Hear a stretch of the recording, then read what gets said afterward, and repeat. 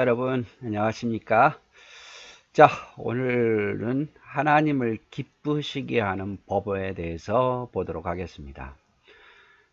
소요리 문답 제1번에 보면 인간의 제일된 목적, 즉 다시 말하면 우리가 이 땅에서 살면서 가장 중요하게 해야 할 일이 뭔가? 그건 바로 그리스도인에게 있어서는 하나님께 영광 돌리는 것이다 라고 표현을 하고 있습니다. 그리스도인은 가장 최우선적으로 우리가 삶의 목표를 삼아야 될 것이 하나님을 영화롭게 하고 하나님께 영광 돌리고, 즉 다시 말한다면 하나님을 기쁘시게 해야 된다 이 말이죠. 자, 오늘부터는 우리가 하나님을 기쁘시게 하는 법에 대해서 함께 보도록 하겠습니다. 바울이 로마서 14장 7절에서 8절에 보면 이런 고백을 합니다. 우리 중에 누구든지 자기를 위하여 사는 자가 없고 자기를 위하여 죽는 자도 없도다. 우리가 살아도 주를 위하여 살고 죽어도 주를 위하여 죽나니 그러므로 사나 죽으나 우리가 주의 것이로다.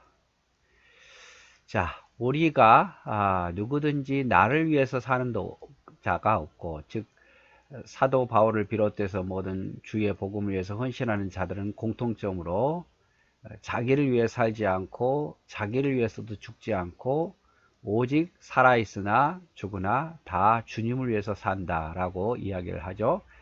이것이 평생 하나님께 영광 돌리며 하나님 기쁘시게 하는 삶의 자세죠.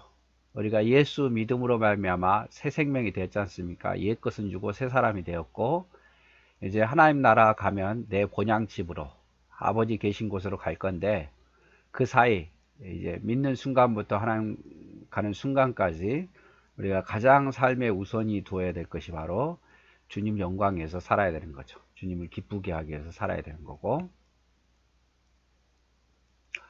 또 고린도전서 10장 31절에 보면 그런즉 너희가 먹든지 마시든지 무엇을 하든지 다 하나님 영광을 위해서 하라. 고린도전서 10장 31절. 뭐 먹는 것이 됐든 마시는 것이 됐든 무엇을 하든지 다 주님 영광을 위해서 하라. 유명한 말씀이죠.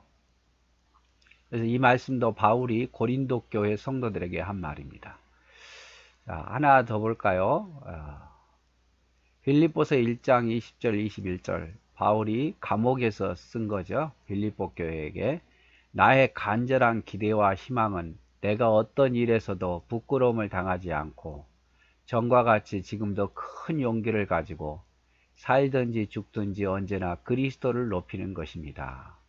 이제 내가 사는 것은 그리스도이므로 죽는 것도 유익하기 때문입니다. 그래서 내가 살든지 죽든지 주님을 높이기 위해서 내가 살고 싶습니다. 이렇게 빌립보서에 이야기를 합니다. 갈라디아서 2장 20절에 여러분 잘 아는 말씀이죠. 내가 그리스도와 함께 십자가에 못 박혔나니 그런즉 이제는 내가 산 것이 아니요 오직 주 예수 그리스도 안에서 주님을 위해서 산 것이다 라고 표현하고 있습니다. 복음성가 중에서도 이제 내가 살아도 주 위에 살고. 그래서 믿음의 백성들의 특징은 하나님 나라 갈 때까지 주님 영광 위해서, 그것은 곧 주님을 기쁘게 하는 일을 위해서 산다 이 말이죠. 부모가 자식을 보면서 어떨 때는 슬픔에 가득 찰 수도 있고 자식을 보면서 기쁨이 가득 찰 때가 있잖아요.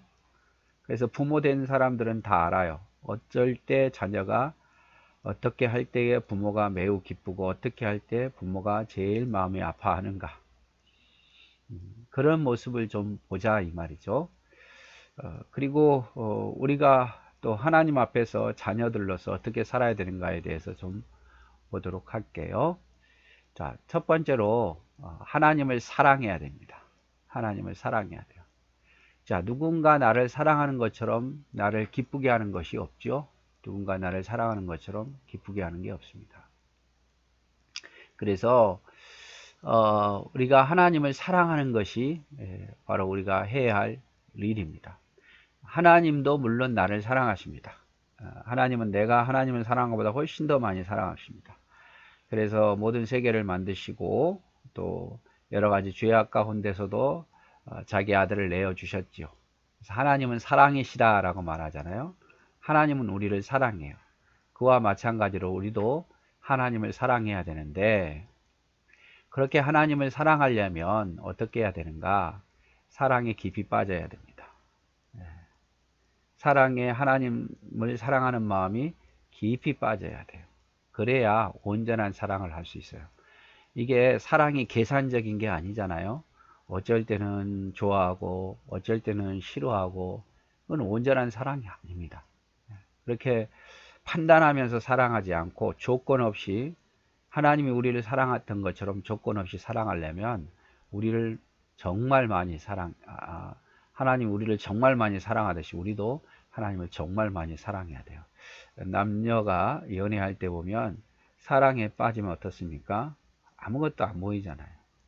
못생긴 것도 잘생기게 보이고, 키 작은 것도 뭐 그렇게 상관없이 보이고, 다 좋아 보이거든요, 사랑에 빠지면. 그래서 하나님을 사랑하는 것이 하나님께 영광 돌리고 하나님 기뻐하는 건데, 그러려면 사랑에 깊이 빠져야 된다라고 말씀을 드렸고, 두 번째로 하나님을 사랑하려면 하나님이 유일해야 돼요. 우리가 그렇지 않습니까? 좋아하는 것이 여러 개 있으면 하나에 집중을 못 합니다. 그래서 좋아하는 게 여러 개 있으면 하나를 잃어버려도 다른 것도 좋아하면 된다 보니까 온전한 사랑을 할 수가 없죠. 만약에 여러분의 남편이 2명이고 3명이고 여러분의 아내가 2명이고 3명이면 상대편이 좋아하겠습니까? 한 사람이어야 그 사람만 사랑하죠. 아내가 여러 명이면 한 사람만 사랑할 수가 없어요. 마찬가지입니다. 하나님이 유일해야 돼요. 하나님이 나의 주로 유일해야 되고, 하나님이 나의 사랑의 유일한 분이 돼야 돼요. 그래야 하나님만 사랑하죠. 하나님 좀 싫으면, 돈을 더 사랑하는, 똑같이 비중이면 하나님 싫으면 또 돈 따라갈 거 아니에요? 그렇죠? 물론 하나님보다 더 사랑해서는 안 되지만, 또 하나님과 똑같은 사랑의 비중을 가지고 있는 것도 있어서 안 돼요. 그래서 우리가 하나님을 사랑하려면 하나님이 유일해야 돼요. 그래서 항상 말하잖아요. 유일하신 하나님, 유일하신 하나님. 자, 그리고 또 본문을 보면은요, 예수께서 이르시되 내 마음을 다하고 목숨을 다하고 뜻을 다하여 주 너의 하나님을 사랑하라 하셨으니, 마태복음 22장 37절. 이 말씀은 신명기에서도 나오죠.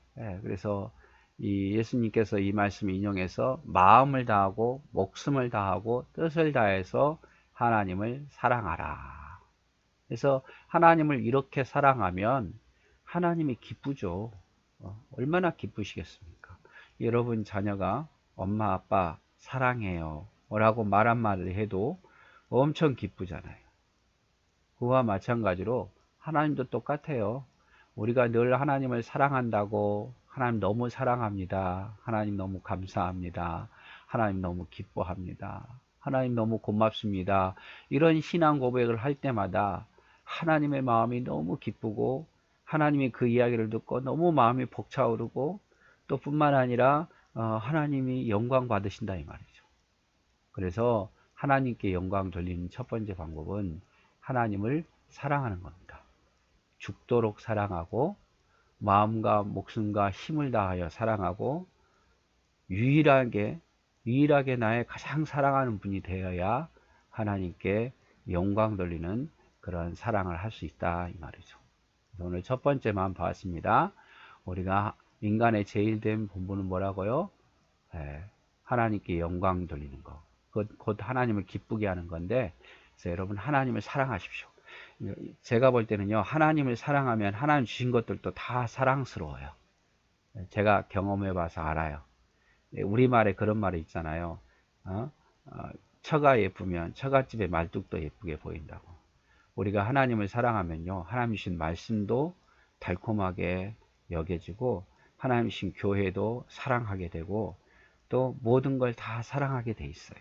근데 하나님을 사랑하지 않으면 교회도 적당히 사랑하고 말씀도 적당히 사랑하고 하나님 명령한 것도 적당히 사랑해요.